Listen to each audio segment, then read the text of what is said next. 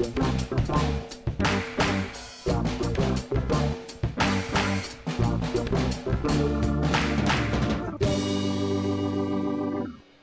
welcome to Star Wars Spelt Out. This is your host Josh Chapman speaking, and just to put a little timestamp on where we are today, Australia has another Prime Minister. That's our 7th leadership change in 10 years or something. You know, we'll probably look back at this one day when, you know, in 10 years' time when we've had another 7 Prime Ministers after this. But it's just to put a little timestamp on when we've recorded this.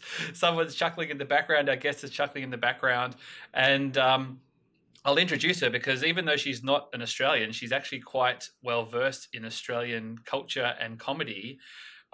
She's a very comprehensive podcaster. Live from New York, it's Emily Lind.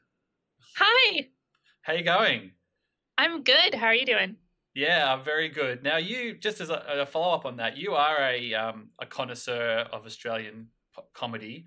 Do you follow I suppose if you follow a lot of comedians on social media, you get a gist of what happens in our country politically anyway, just through that, don't you?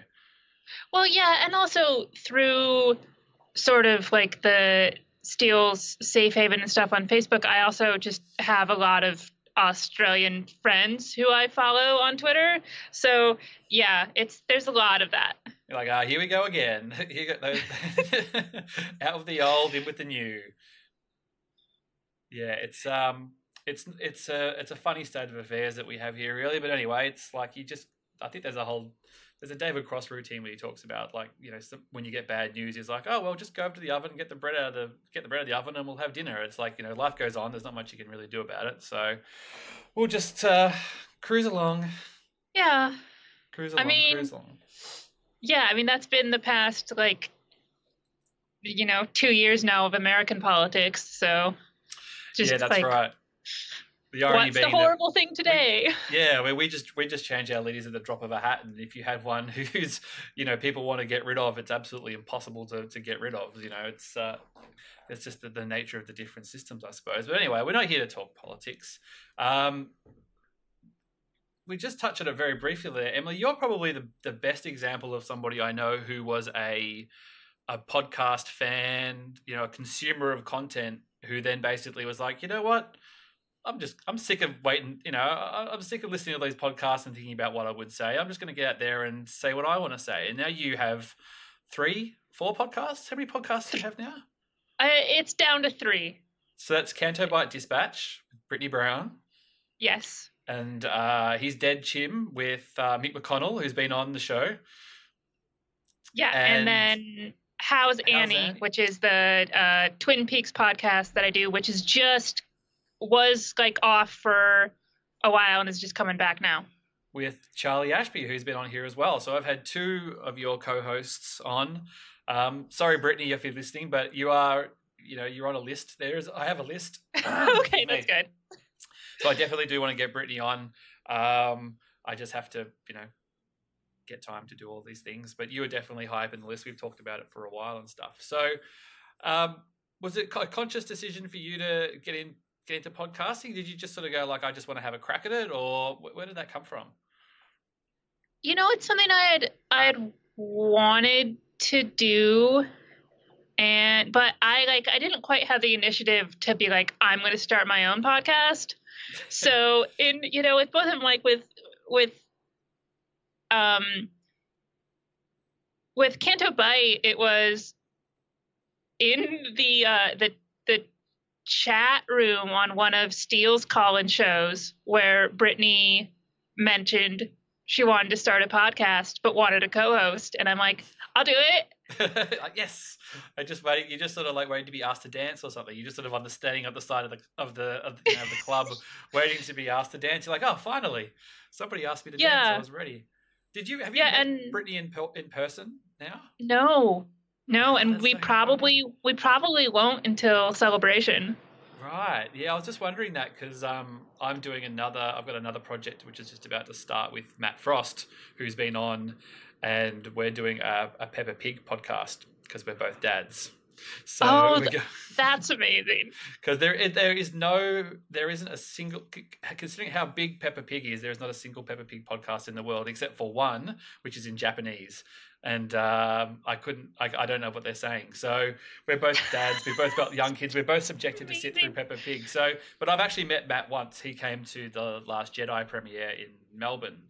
So I have met Matt once. But that's funny how you just sort of, you build this rapport with people that you've never actually been in a room with. And like, obviously you listen to Canto Bight, you and Brittany talk like an old married couple and stuff sometimes, and things that it's and that was mostly through doing the podcast. Like we had talked on Twitter and like through and Facebook and stuff, but we didn't really know each other that well. But when you're talking to somebody for a couple hours every week, you get to know them pretty quickly. Yeah, it'll be quite interesting when we get to Celebration and you're sort of like, oh hi, like do we have to hang out the whole time? Do I, where's the friendship hierarchy here? Because I'm coming to Celebration as well in April, and Andy and Catherine from That Geek Pub are coming, and I think Matthew Turbin's coming as well. There's a few of us as well, so it'll be this weird thing where you'll all be in a room where like you're in this giant internet dating or something, where you'll know all these people and faces and things, and you'll kind of know a fair bit about them, but you don't know them. Yeah, I found it's awkward for at least for me. It's awkward for like a couple of minutes. When we did like a big Rogue One meetup out here, one with a W, for New York Comic Con.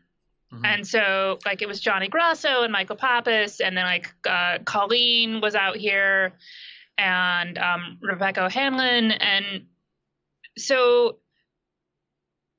like when I first got there, I'm like, I don't know anybody, and this is really weird. But then I realized, no, I totally do know these people. And by the time you leave, you're like, bye, best friends. I'll see you later. Yeah. Yeah, that's awesome. I mean, we had, obviously, a lot of people in Melbourne have met through Steele's live shows because he was sort of obviously based here for the first sort of 3 years of the show. So you would start, I think he's mentioned it, you go to the early shows and you kind of find a spot to sit by yourself and not look at anybody, and then you watch the show and then you kind of go, oh, I recognize that person from next time, and then you end up, standing at the bar or in a line and you get talking, and then all of a sudden you're having lunch with 20 people before you start the show and stuff like that. So, and then obviously the premieres that we would do for the movies and things as well. So the last premiere that we did for Last Jedi, I took a bunch of mates with me because they'd come every year, and I think I spoke to them for about 5 minutes and went, oh, I've just got to go off and talk to that person. Oh, I've just got to go off and talk to that person. You guys will be all right. You can talk amongst yourselves. I've got to go over there and see these people. So it's I'm really looking forward to Celebration. Did you go to Celebration not last year? No, last year. Was it? Yeah, because there wasn't one this year. No, I didn't, because like I didn't like, by the time Celebration actually happened, I knew a lot of people, but in the months before, like when I would have needed to have booked my hotel and everything like that, I didn't know anybody yet. And so and so like once Celebration actually happened, I was super jealous because I'm like, look at all those people I know. But 4 months before that, I didn't know anybody. Yeah, that's right. You're like, oh, how's this going to work? Like, I'm just sort of going to, wander the halls, and I think it'll be an interesting one. It'll be like a little posse and things. Actually, I think it'll be quite fun. I don't know. I'm not quite sure what the etiquette is or how it works. When the sort of, because I'm assuming that the actual convention closes at like 5 o'clock or something, and then you kind of go off and have dinner or whatever you do. Like, some people will want to just go home, and it'll just be who's around. I'm not quite sure how it works. Just have to wait and see. Yeah, well, I mean, a bunch of us have a Airbnb, maybe like 15-minute Uber ride from the convention hall. So we're going to be like grabbing people, even who aren't staying there, to be like, at least like, hey, come have dinner with us. Yeah. Well, we've got a place. Andy and his partner and Catherine and I have all got a house in an Airbnb in Chicago as well. I think we're about a 20-minute Uber ride as well. I have to look at the map. I don't know Chicago at all. We were kind of looking at when we were booking the accommodation, all the hotels went straight away, but the Airbnb people were a bit slow on the uptake. So we actually got a good price. They didn't realize that there was Star Wars in town, so they hadn't jacked the prices up. So yeah, we literally booked ours. Yeah, we booked ours like the day that they like within a couple hours of them announcing it, because it's like 15 people. So that cuts your choices down quite a bit. Yeah, right. All right. Well, we'll be definitely coming to your place then. We did a little. We sort of booked the tickets and stuff, and then Andy and Catherine and Steph came around to my house, and we just sort of popped the laptops and looked at the map and kind of gone, all right, well, the convention center's over here and we're kind of going, oh, there's nothing really lower than this area here. And someone said, oh, I think that's because it's like the murder capital of America if you go further down the thing. So I don't know Chicago. I've never been to Chicago. I've been to New York a bunch of times. I've never been to Chicago, so I'm really looking forward to it. Chicago is great. I love Chicago. Yeah, well, I was watching after Aretha Franklin passed away during the week. They played the Blues Brothers on one of the movie on one of the TV channels in Australia, and I just flicked over. I was like, "Oh, the Blues Brothers is on," which is one of my favorite movies, but I hadn't seen it for years. So I of course got sucked in, started watching it, and then at the end of the movie where they're just driving the carnage through Chicago, I'm like, "Oh, I'm going to be there soon. I'll have to do the walking tour of the Blues Brothers and check out all the sights and stuff." But yeah, it looks like a really nice city. So the only question that I ask sort of in this show, Emily, it's pretty straightforward. How are you feeling about Star Wars at the moment? I'm pretty good. It's sort of an interesting time for me because we got in terms of relaunched Star Wars, we got the first movie I didn't particularly like. Like I saw Solo. Yep. I saw Solo and I didn't hate it, but it was sort of like I had seen like any other movie that I was just sort of like, okay, that's fine. Yep. But that was sort of like, okay, I got to come to grips with the fact that there's going to be Star Wars every year, and there's also Star Wars TV shows, and so there's just going to be some stuff that I don't care about. And I was a little bit worried, but then we get like one blurry set photo from episode 9, and I'm like, nope, still totally excited about Star Wars. Now I tried to avoid that, even though I'd sort of heard that there wasn't really anything that you could see. And all I saw was Chewie, and I think it might have been Finn and a horse or something like that. Yeah.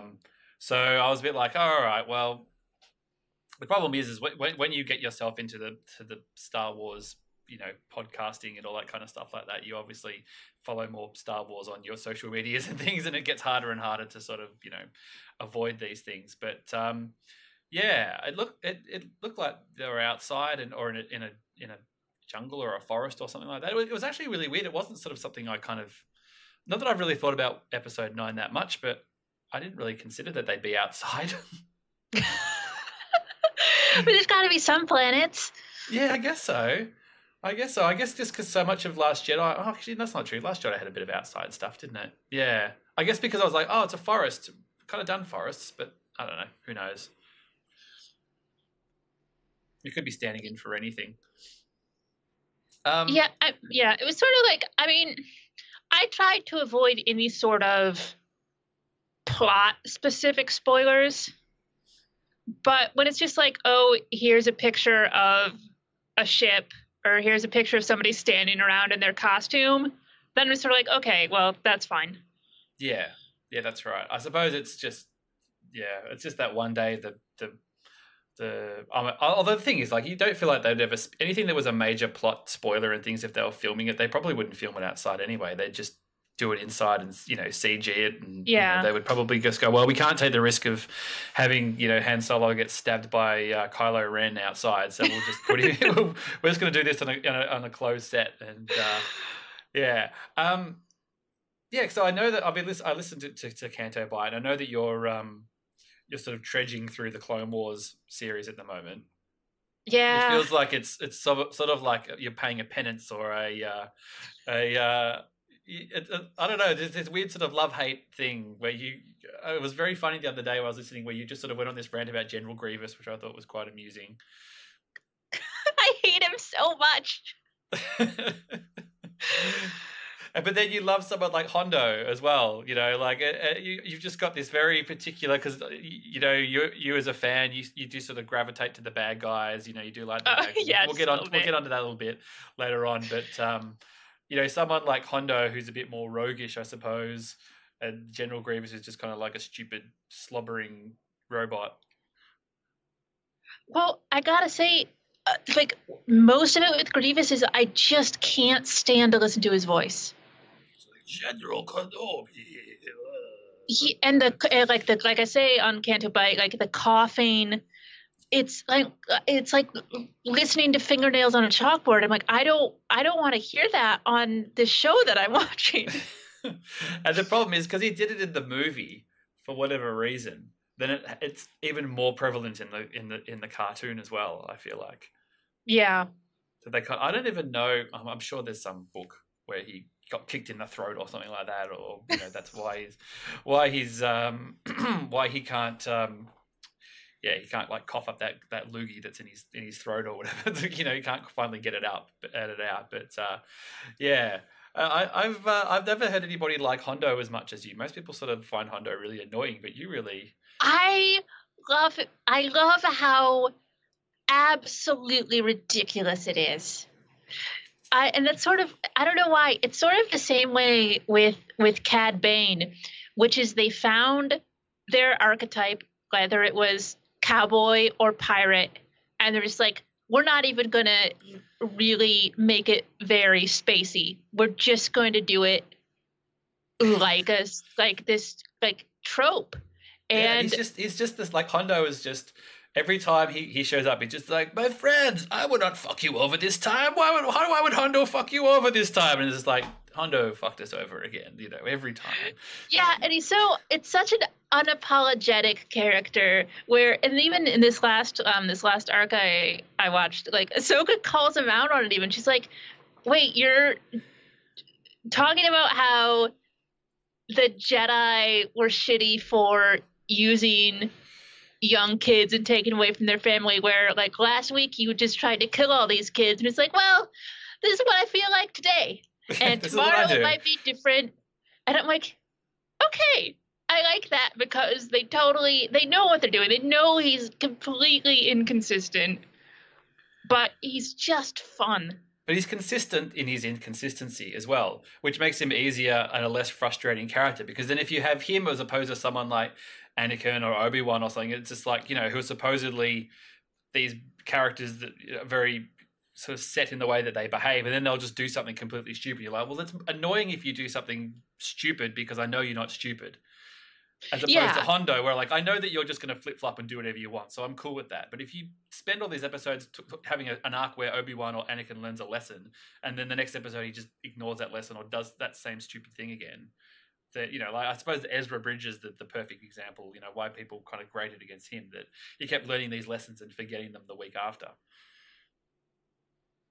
Yeah, it's sort of, and I know that that could be like the nature of kids programming, but man, yeah, that is one of the things that kept me from getting into Rebels. You've touched on Resistance, obviously, in your pod, but it's clearly, we're clearly not the demographic for Resistance. Yeah. Which is fine.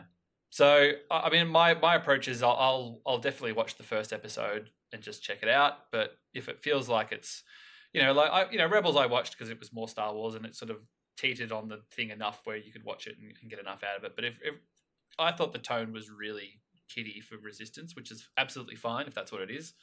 But if it's sort of really on that bit and I feel like I'm not really getting much out of it, I'll just go, I'll just ignore it. I don't feel like I have to be a completist and watch it.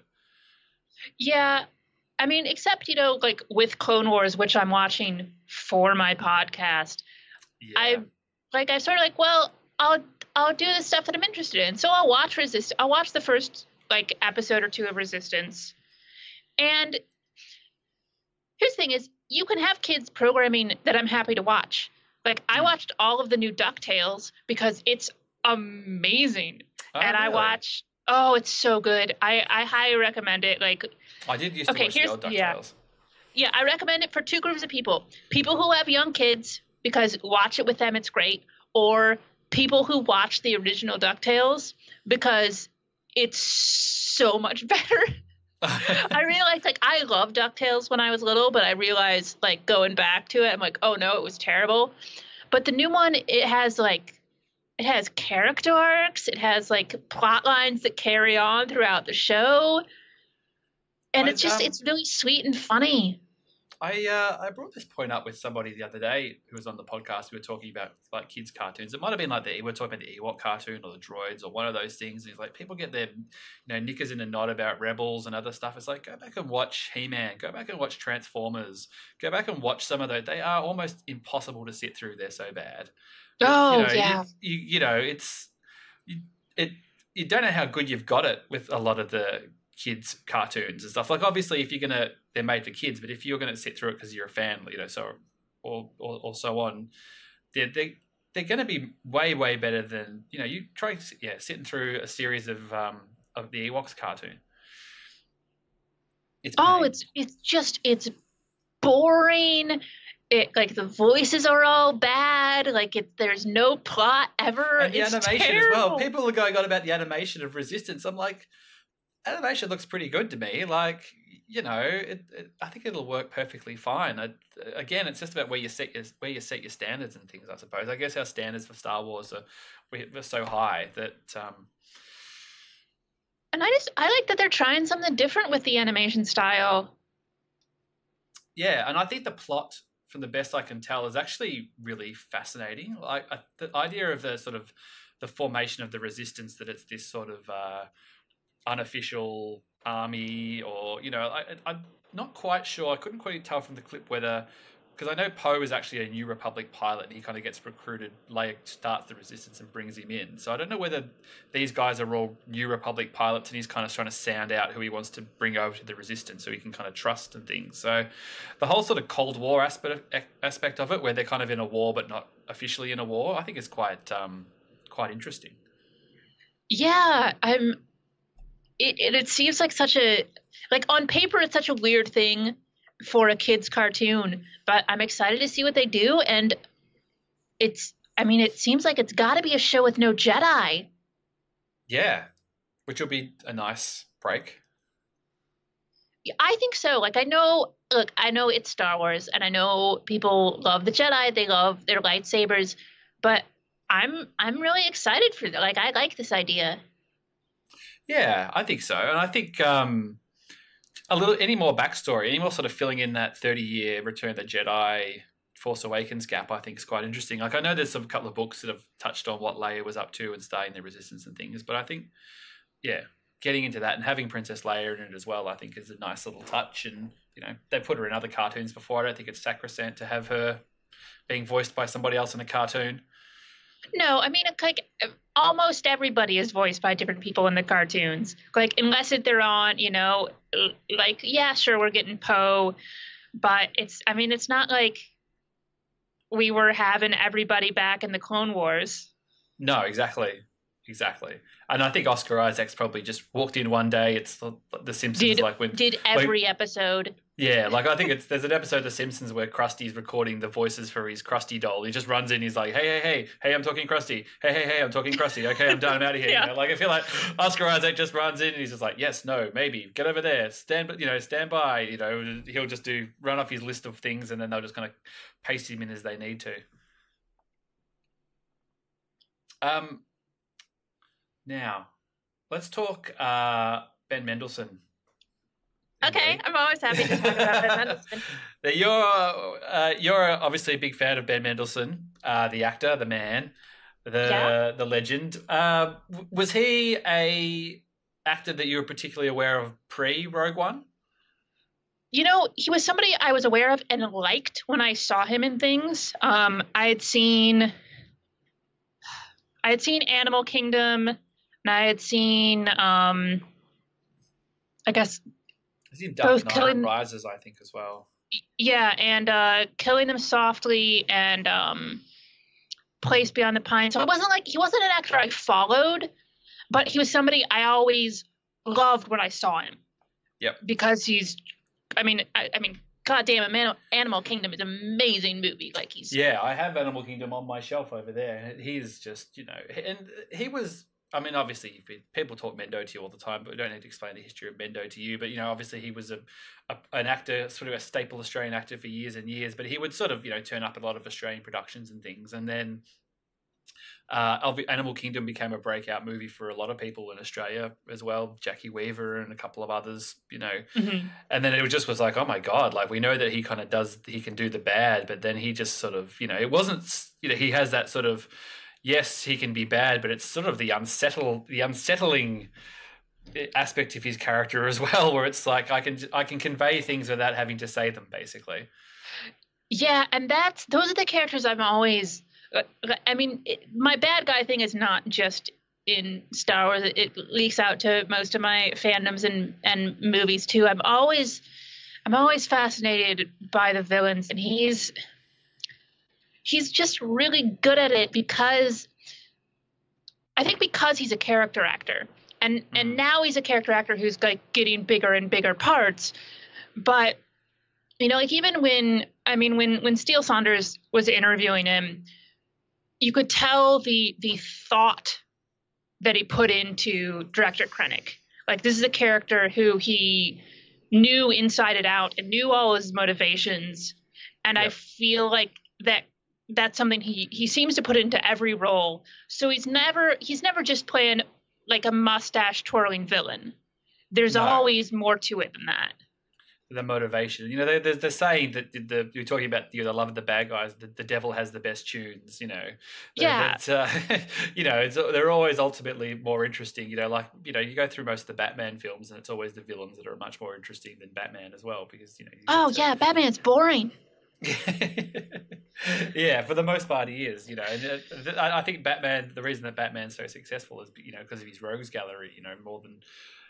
Obviously the character has a compelling story and stuff, but you can write Batman in really interesting ways, and there's a lot of Batman comics where I really do love Batman, but man, he has the best villains.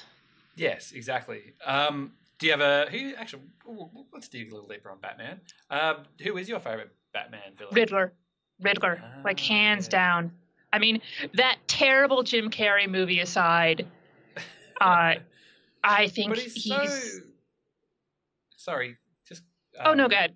I was just gonna say, but there's so many different iterations of the Riddler. Like obviously, Jim Carrey was doing Frank Gorshin '60s Riddler. Like you sort of you put them side by side, and you go, all right, well that makes complete sense. But certainly the Riddler in recent times, he's a bit more of a psychopath, I suppose, or he's Yeah, and here's the thing, like I think like I love the Frank Gorshin Riddler, and so it's weird that I don't like the Jim Carrey one, but I think it's because we already had Frank Gorshin, and because that performance works in your '60s show. Because everybody else is the same around you. Yeah. But and also that movie's just bad in general, so it's hard to say. But like I really got into Riddler.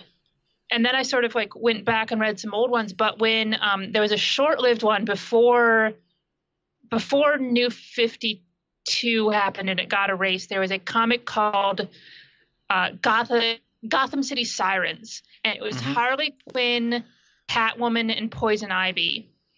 And Riddler was in it a lot because at that point in time, he was working as a private detective. Right, yep.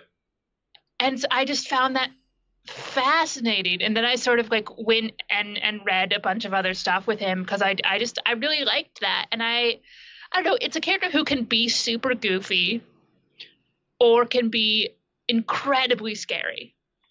He seems to, at least at the moment, the stuff that I read with him, he seems to sort of almost stand aside from a lot of the other rogues. They're all kind of bashing each other's heads against, and he seems to be more a bit of big picture man. Like he's sort of got these sort of intricate, sort of elaborate schemes and things, and he's quite an interesting character. The old Riddler. I'd like to see him portrayed on film again. I don't know Yeah, when that will happen. I wish we could have gotten Christopher Nolan's Riddler. Yeah. And maybe it's that it would have been too close to his Joker, but I would have loved to see like a serious sort of like noir take on him. I'm sure eventually they'll get back around to him again. I mean, they're going to make Batman movies forever. But, Yeah. Where do you sit on Batman Returns? Batman Returns is. I love Batman Returns. Batman Returns is like my favorite.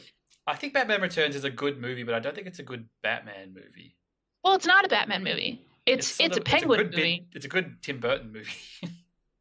I mean, it's one of my all-time favorite comic book movies. Mostly down to Danny DeVito as the Penguin, which is one of the best casting choices of all time. And I mean, especially with the whole Burton thing back when I liked Burton movies, and like Catwoman's so good in that movie. I like the whole feel of it. It's crazy how bonkers he was allowed to be in that film, considering how massive the original Batman was. Like, obviously, you can kind of go, all right, well, Batman '89 was so huge. They just went, just do what you want to do. Like, if you want to do that, you just run with it. And he just went, all right, I've got this will be the biggest movie with the most control I've had to that point. I'm just gonna absolutely do what I want to do. And it was on television. The other reason I thought it was because I was on television here the other night, and I caught about 20 minutes of it. It's just like, oh my god, I'd completely forgotten how insane this movie is. It's a weird movie.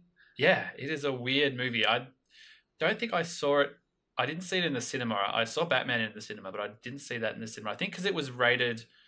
Our rating system's different here, but it was like PG was like the sort of general one that Batman was, but then this was the rated high. It was like PG, I guess whatever PG-13 was, but it was rated M here, which meant it was sort of you had to be 15 or have a parent with you to go or whatever. So I didn't see it when it came out straight away, but yeah, it's a little bit bonkers. So you've been doing this thing on your website, on your podcast, where you're going through the Ben Mendelsohn IMDb page, basically.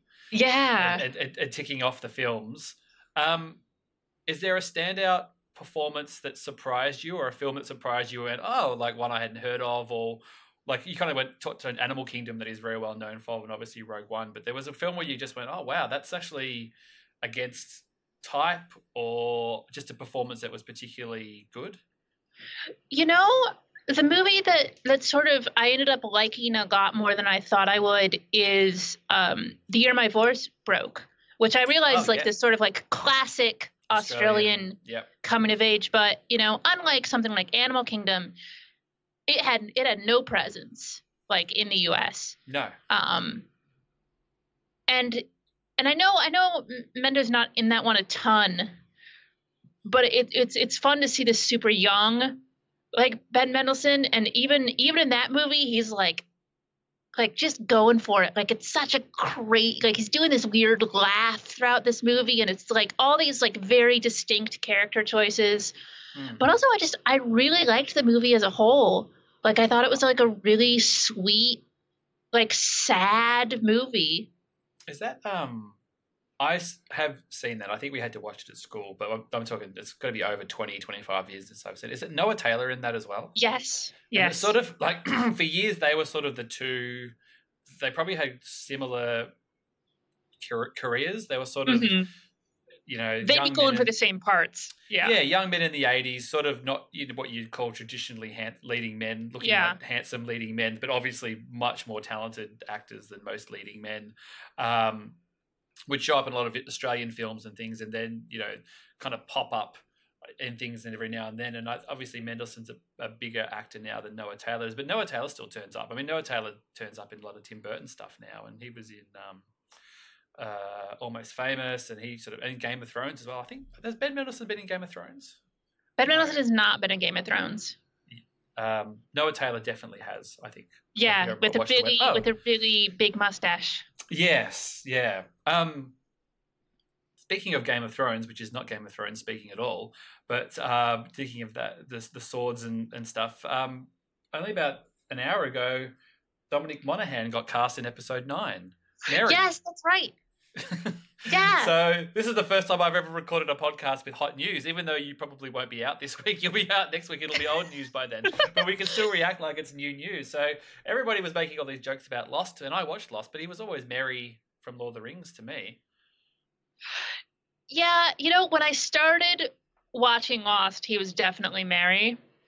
But at some point he transitioned into being Charlie from Lost. And I think that's down mostly just because that's like he's referred to it all the time in like Twitter and stuff. That just sort of like sank into my mind that even though I'm a huge Lord of the Rings fan, that kind of replaced it.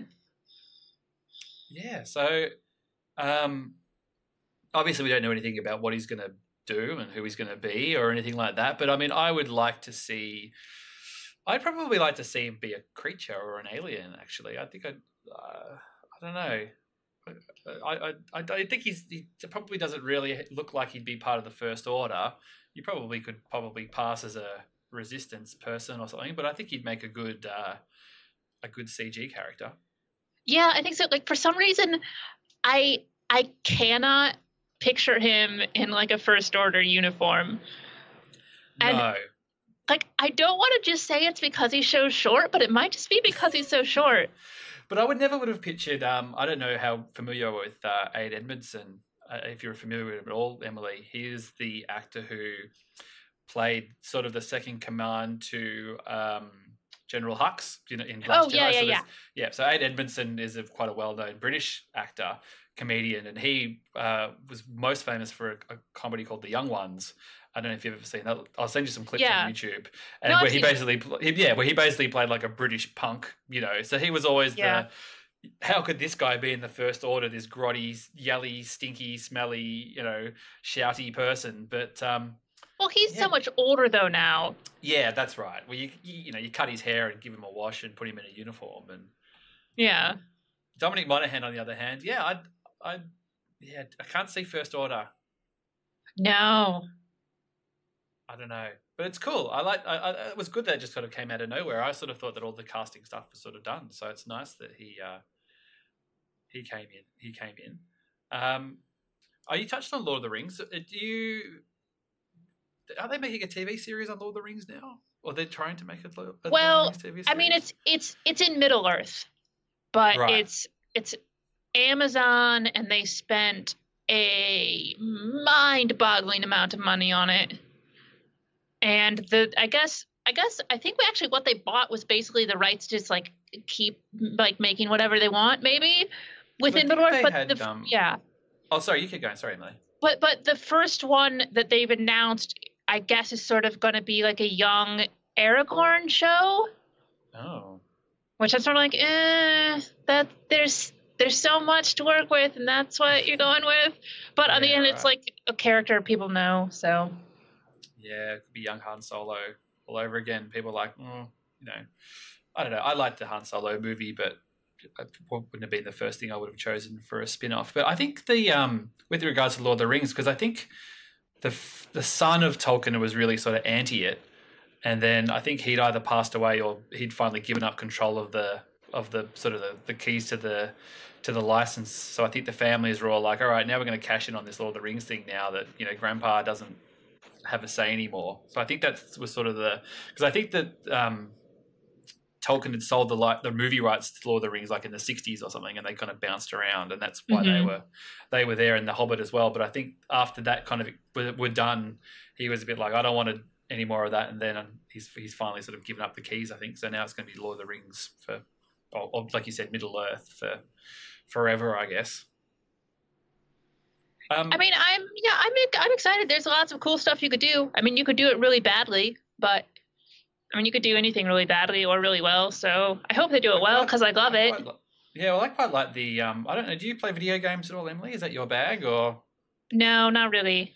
The Shadow of Mordor video games are actually quite good, and it's set in sort of Middle Earth, leading towards the Jackson-averse art style and things, and they kind of I mean, they take a lot of creative license with the story and things, but the execution is actually really good. They're quite a good game, and they sort of expand on the lore in an official kind of way, which are quite cool. But yeah, so Mary's going to be in Star Wars, which is cool. It's filming Episode 9. We've got Resistance coming out in a couple of weeks, I suppose. That's the next big thing. When you sort of do Star Wars, when you go back and you sort of kind of pop Star Wars in, do you have a go-to? Do you do Blu-ray or DVD? Do you have a version? Because I just brought it up because you tweeted the other day that you'd picked up the original trilogy on VHS. Yeah, and that, honestly, even though it's on VHS, is probably going to be my go-to now, because I don't have the non-special editions in any other format. And I mean, I'm okay watching a crappier quality of video if it means I get the version of the movie that I want. So have you got a video player? I assume you must have a VHS lying around. Yeah, not even lying around. Like, I've never not had one, and so it's just, as long as I've had, like, it's been like under my dresser, hooked up to my TV for like, you know, I use it maybe like once a year, but when's the last time have you popped them on since you've got it yet, or are you waiting for them to turn up? I just haven't had time, but probably this weekend. So when was the last time you think that you watched the original cuts of the film? Probably on a, internet a couple of years ago, but then I'm just sitting like watching on my laptop, and that's no fun. Yeah, right. Because I'll just say that just because it's, like I've been watching the special editions since, I never owned it on I had it sort of, the originals taped off the television when I was a kid.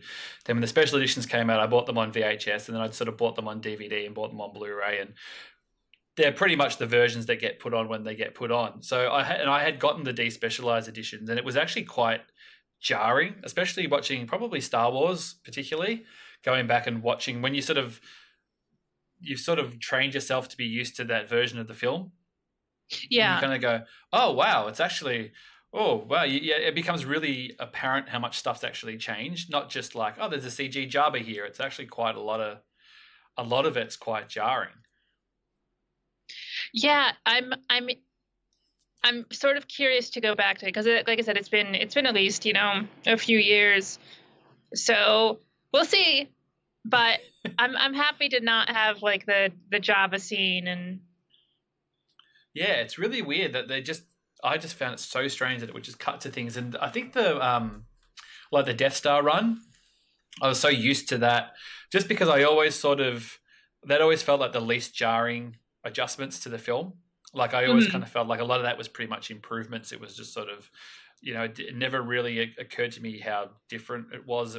But then you actually go back and watch it and you go, oh wow, like it's actually quite noticeable that the ships don't move as well, and the things, and whatever, that's the way it was done when it was done. But I think you'll find that there will be that sort of change. That's true. You and your co-host Brittany on Canto Bite, you've done 50 episodes now? Is it 50? 55 just went up. 55 just went up. Sorry, I was just like, how? Do you have any plans to try and do that live or anything like that? Would you ever consider doing a live podcast? I mean, honestly, like I don't think we have the audience for it. It'd be, it'd be super fun. And, maybe if there's another like party at Celebration where like 6 different podcasts are doing a segment, I'd love to do something with that. But yeah, because I was thinking of like maybe at Celebration you do like everybody gets 15 minutes or something like that. So you're all just kind of like doing a little mini mega pod thing where everybody kind of gets up. So it's just like, oh, we've got Canto Bright here, we've got these guys, we've got these guys, we've got these guys, and everybody just gets up and does 15 minutes and things. And like obviously, Celebration, there'll probably be stacks to talk about, there'll be trailers and things like that. Like I know they sort of do, the big dogs have their big, they have their big mega shows and stuff, which is fair enough. They've got the audiences, but then, something for the little guys. But like you said, if there's the if you guys are going to have the party house at Celebration, there'll probably be microphones and all sorts of things just lying around. It'll just be some sort of podcasting free for all, really. Oh yeah, because the Bad Motivator dudes are going to be there, and Brittany and I are going to be there, and yeah, so there won't be a lack of podcasting equipment, that's for sure. That's right. We'll just make Eric hook everything up. He won't mind. Poor Eric. Oh, bless. I'm really looking. I think Eric, of all the people, I'm really looking forward to meeting Eric in person. I'm so excited to meet Eric. Yeah, Eric, if you're listening, we're very excited to see you and touch your hair. I think if nothing else. I've been dropping hints that I wanted to do karaoke with Eric as well. But oh, that'd be fun. Yeah, so if you want in on that, I haven't done any research, but well, either that or Eric can just bring his guitar and we'll just sort of vamp. He can be the music. So going forward, Star Wars movies forever. Now you aren't afraid to say if something doesn't quite jive with you or you're not quite feeling it, or which is perfectly fine, which is good because it's sort of like listening to Canto Bight and sometimes if Brittany's kind of sort of like you're just like, oh, I'm just sitting through this Clone Wars, man. It's just dragging me down, and she's sort of just bringing the mood up and stuff. But you are saying that you are excited about Episode 9, which is good. What about the TV series, the Jon Favreau? I'm so excited for a live action Star Wars TV show. I've wanted this for so long. Like when Disney bought Star Wars, that was like one of the first things that I thought about because it's such a natural thing to do. And I'm much more into TV than I am to movies. I mean, I love movies. I watch a ton of them, but like really like get into like the like fangirl status where I'm like writing fan fiction and shit like that. I need a TV show. We're gonna get to that, but we'll okay. But no, I like the longer form storytelling you can do with TV, and I mean I'm look, maybe it'll be terrible, but I really hope it's good because you could do some really awesome things with like 10 episodes, tightly plotted, really like digging deep into characters. And not having to so much, I don't like to use the word, but pander to children as much. Yeah. There's not, because it's like, well, you've got your Rebels, you've got your Resistance, even got your movies. Like, here's a chance to. I mean, it's hard, I know, because as soon as you slap Star Wars on something, there is an expectation that it is for everyone, to a degree. Yeah. But look, I'm not expecting it to be like Game of Thrones. I'm not, but no swords and wieners and things, and yeah, but something a little bit more like probably not a lot of space battles, probably much more plot driven, and I don't know, I'm excited. Yeah, I mean they've certainly chucked some cash behind it. They're sort of saying they got $100 million to do the series. So I mean, they probably go like, well, $100 million. A lot of that money is setting up and building sets and stuff like that. And once they're kind of built, they're built. You don't have to build them again. So you if you end up getting a few series out of it, you kind of recoup those costs because you don't have to keep building the Starship hangar or whatever it's going to be, or the Mandalore. We keep hearing Mandalore stuff because Jon Favreau loves Mandalore, so it might end up being that. But yeah, I think it's a good opportunity to really, like you said, to dig deep in character and get a little bit down in the dirt and get a little bit dirty. I just sort of wonder about the TV series, because they talked about it for years that they were going to do it in Australia. They'd sort of written all the scripts and things when George was running things, and I never really heard it. Oh, back when they were going to do the Underworld show. Yeah, that's right. Which so, I gotta say, I hope at some point. I know like you can't like use those scripts or anything, and frankly, from what I've seen of some of the plotted stuff, that's a good thing. But have you actually seen some? Have you? There was a story going around that there was going to be this part that involved sort of the the origins of Palpatine being evil, and it was all going to be because like some mean woman broke his heart or something like that. Oh, right. So it's like Maleficent. And it sounded so like I'm just like as soon as I read that, and look, that might have been a thing that was never even true, but as soon as I read that, I was like, okay, I'm totally glad this thing was canceled. But going forward, like an underworld like set show, I'd totally be down for. Yeah, I mean, the possibilities are endless, aren't they, really? I mean, that's a good thing about Star Wars, that you can kind of... I mean, the possibilities are endless, but they have so hamstrung themselves to certain characters and things as well. But it'd be nice to see them break out. It's... I mean, the sort of the weak performance of Solo, I think, spooked them a little bit. So it might mean that, you know, I think they were kind of gearing up going, we were going to do 2 movies a year, and we were going to do the Game of Thrones guys and the Rian Johnsons and all that kind of stuff now. And I know that's sort of that talk's going to die down a little bit, but hopefully that even though Solo did have sort of weak box office, that they're not spooked into not taking risks. It's kind of weird because, you know, Han Solo wasn't particularly risky, and it, yeah, you know, you wouldn't think that just because the safe thing that you did didn't really work, that's a reason to not take risks. But unfortunately, that might be the things that suffer. You know, they might just go, oh, we now we've got to double down on something even safer, or I don't know. I'm not running things in there. Yeah.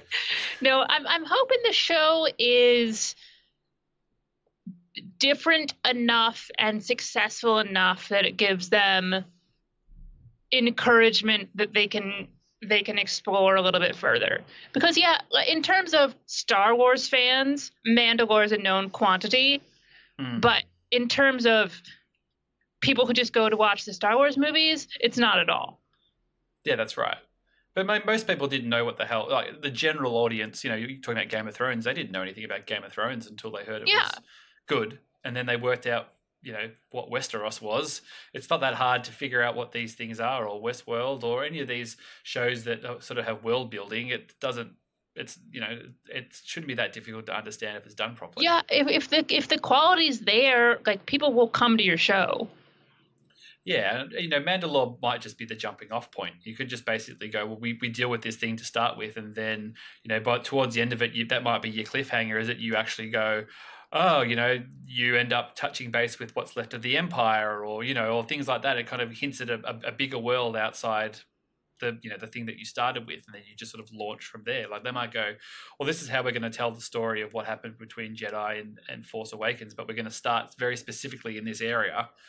And then if, you know, the story continues, we just branch out, you know, from this perspective, rather than, you know, we're obviously not going to run with Luke and Leia and Han because they're not available. So we'll tell it from these people, or, you know, take this approach. So we'll see.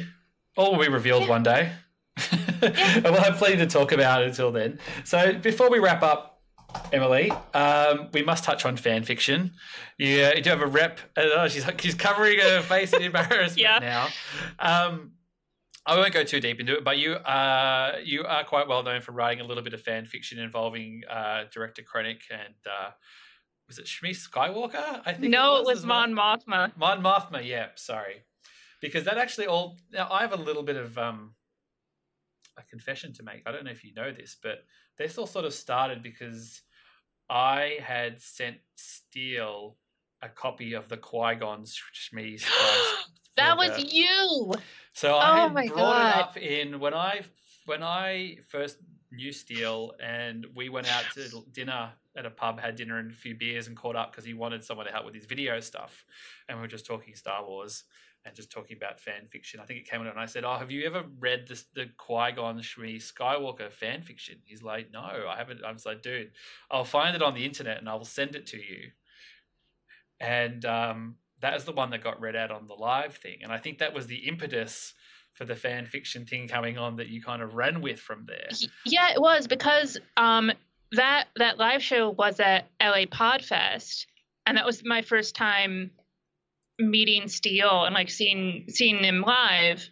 And so that weekend I recorded an episode with him, and because we were talking about fan fiction, like I mentioned, that I used to write a lot of it, and then because, I had had a couple of beers and we were recording a podcast, and I had just seen, how funny that was. I'm like, oh, next I'll write you one next time you want to do one. And then instantly regretted saying it. Like, instantly I regretted saying it. But, yeah, so I have to take a little bit of responsibility, at least for planting the seed and things. I don't even know where somebody had sent it to me years ago, because I had, when I started university back in the late 90s, we were the first students to get access to the internet all the time. So we spent a lot of time on the internet, and a lot of fan fiction made its way onto the internet in the late 90s, basically. So that's where it started. So thanks for coming on, Emily. I will see you at Celebration, which I'm really looking forward to, which is going to be awesome. And you said potentially you might even be coming to Australia for a comedy festival. Is that true? Yeah. I mean, it's fingers crossed. Like, it's not going to be next year. I mean, partially because I know I'm going to be spending a lot on Celebration, but how close together hopefully, are they? A couple of weeks. I'm sorry? Aren't they? How close? They're actually only a few weeks apart, aren't they? Yeah, I think so. Yeah.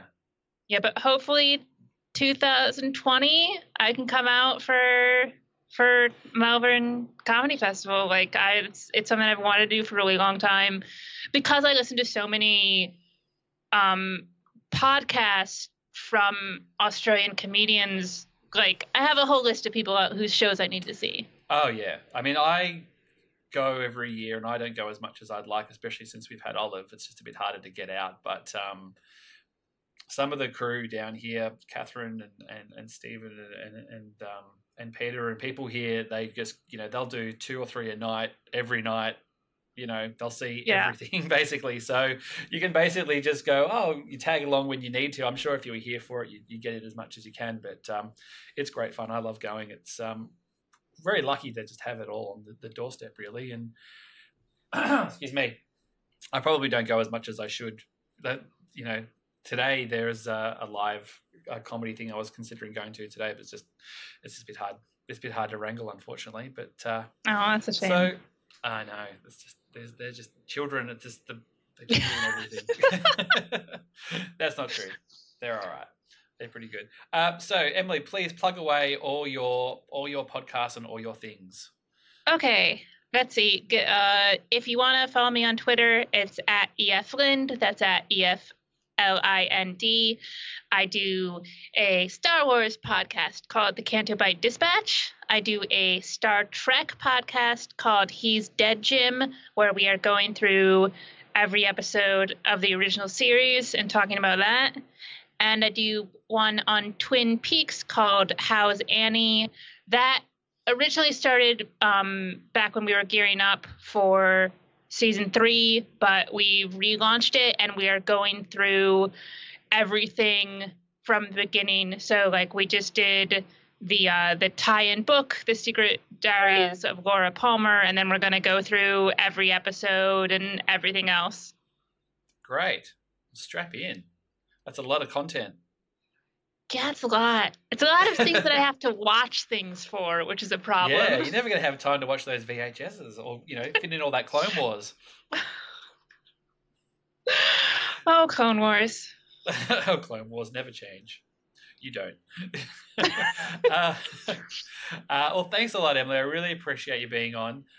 You can find all our stuff at StarWarsSpelledOut.com. You can leave a review. You can download it. We've got some big guests the last couple of weeks. We had Tracy Gardner on. We obviously had Steele Saunders on, as we mentioned. We've got more guests coming up the next couple of weeks as well. So please keep downloading and leaving reviews. It's very nice of the people who do. And we'll see you next time. Thanks, Emily. Thank you. Bye. Bye.